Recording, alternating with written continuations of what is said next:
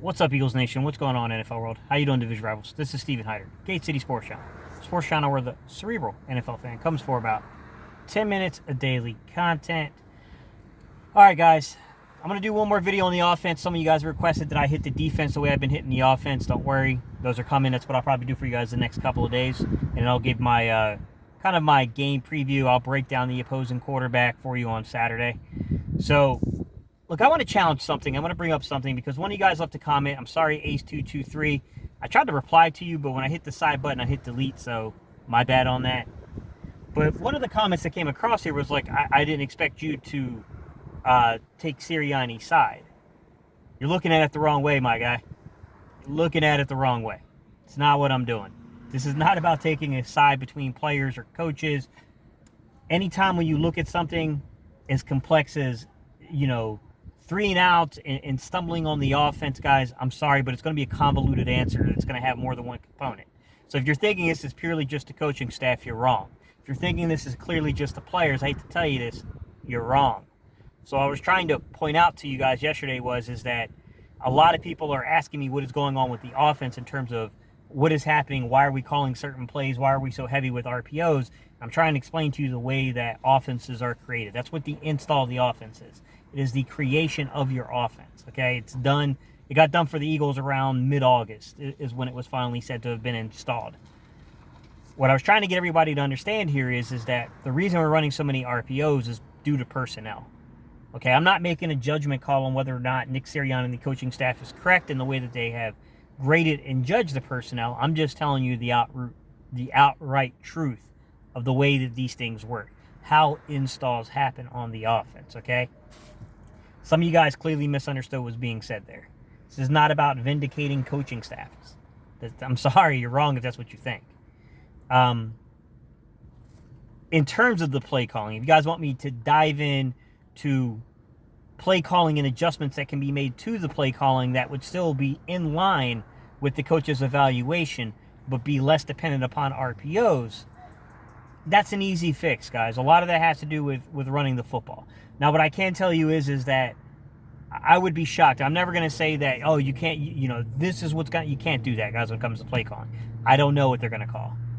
But I can say that I would be shocked if we see a lot of under center stuff with Kenneth Gainwell. I think you stand a better shot of seeing that with Jordan Howard or Boston Scott in the game.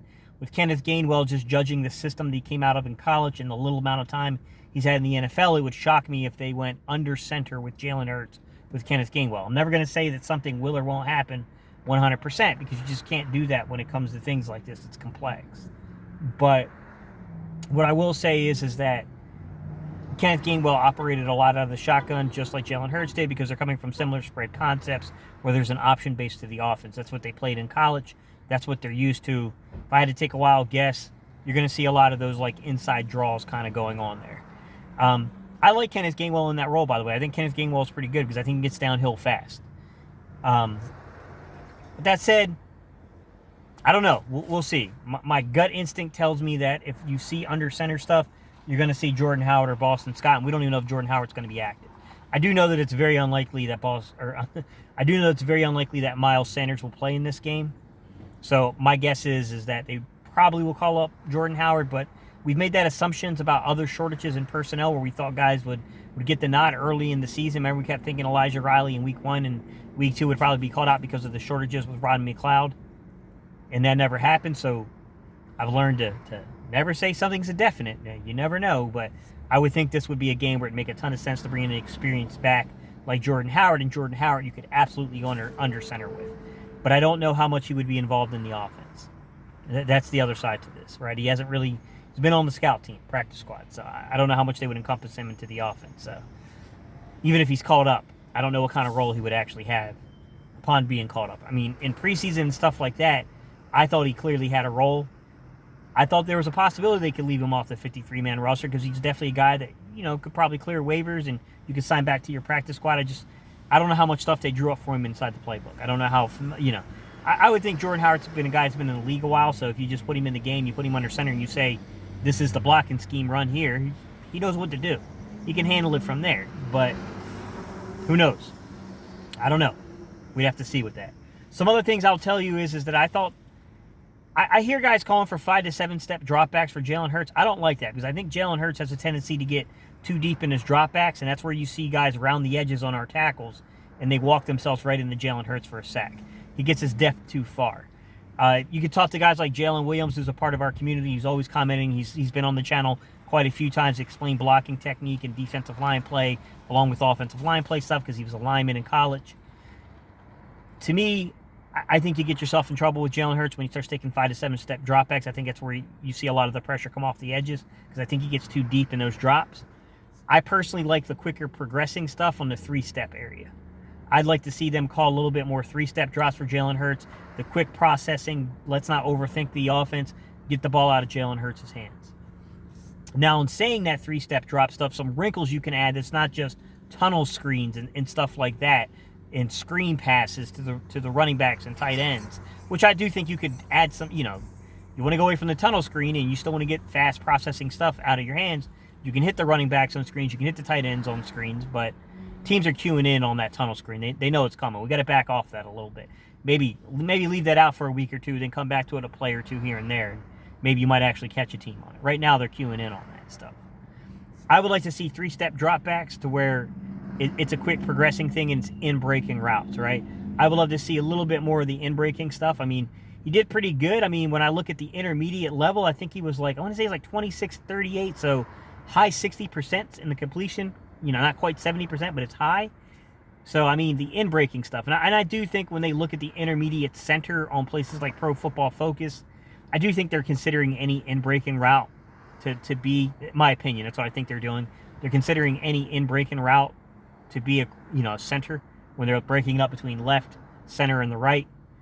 But in saying that, I don't care. As long as it's an in-breaking route, whether it's between the hash marks or not, in-breaking routes with a 3-step drop, I'm in favor of that.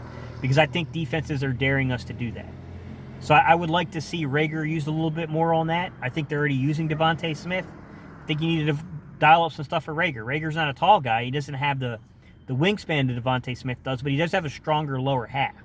He's a stronger guy. He's got a better base to him. He can handle the pops. And there's been times in games where he's made first downs taking some pops. Week 1, I can remember he took a pretty big hit. I would like to see stuff like that. I mean that's personally what I would like to see out of the offense. I would like to see a little bit more of the 3-step, get the ball out of your hands quicker, a little bit more of the in-breaking routes. Keep true to the running game, and I think this is going to be a very hard ask this week. I'm going to tell you guys I don't have a ton of confidence they're going to run the ball between Boston Scott and Kenneth Gainwell a ton. I would say if you get over 12, if they're 12 or more between Boston Scott and Kenneth Gainwell, I think that's kind of a high number for those guys with this coaching staff. I'm expecting 8 to 12. I'm being realistic. I think it's one of those things where Nick needs to keep it in his mind that we can't, you got to run the ball a little bit more on first down. You can't just go away. You can't go series at a time where you haven't run the ball. I think someone needs to be in Nick's ear reminding him of game plan. That is scheme to an extent, but that's also kind of game management too. And I do think Nick needs somebody in his ear. If that's not happening, I would assume it's happening. I don't know who it is, guys. I'm as clueless as you guys are on who is doing that because he hasn't announced it. But somebody clearly needs to be in his ear reminding him, like, you cannot deviate that far for that many series in a row. I would like to see that. So running game, still incorporated, not abandoning the running game for series at a time. First down runs in particular, setting up more favorable second and third down plays.